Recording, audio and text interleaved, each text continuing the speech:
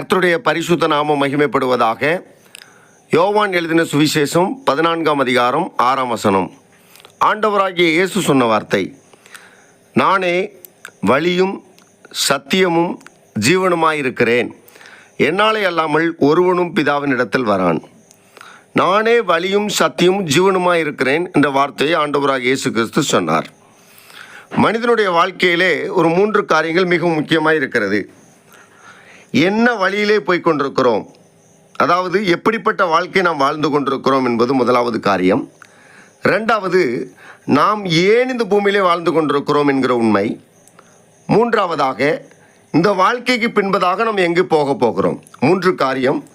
எப்படிப்பட்ட வாழ்க்கையை நாம் வாழ்ந்து கொண்டிருக்கிறோம், நாம் எதற்காக இந்த பூமியிலே வாழ்ந்து கொண்டிருக்கிறோம். 3வது காரியம், நான் இந்த வாழ்க்கைக்கு அப்புறம் எங்கே போக போகிறோம்.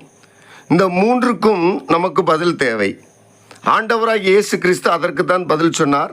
நானே வழியும் சத்தியமும் ஜீவனுமாய் இருக்கிறேன். இயேசு தான் வழியாக இருக்கிறார். நாம் வாழ்கிற வாழ்க்கையில் இயேசுவே நம்முடைய துணையாளராக இருக்கிறார்.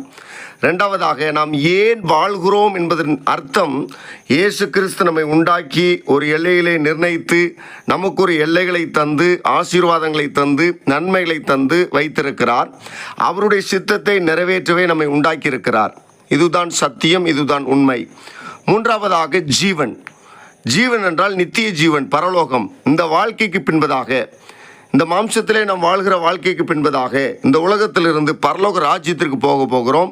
அதுதான் நித்தியமான வாழ்க்கை. இயேசு கிறிஸ்து சொன்னார், நானே வழியாக இருக்கிறேன், நீங்கள் வாழ்கிற வாழ்க்கையில் உங்களோடு கூட இருக்கிறேன்.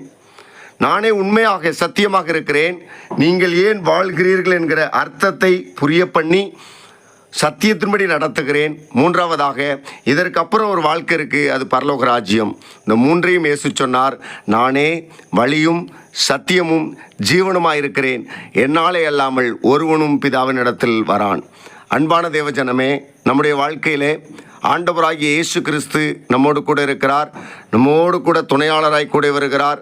நாம் ஏன் வாழ்கிறோம் என்கிற அர்த்தத்தை கற்றுக் கொடுக்கிறார். இதற்கு பின்பதாக உள்ள வாழ்க்கைக்கு பரலோக ராஜ்யத்துக்கு நம்மை நடத்துகிறார். ஆண்டவராகிய இயேசு கிறிஸ்து உங்களை ஆசீர்வதிப்பாராக. ஆமேன்.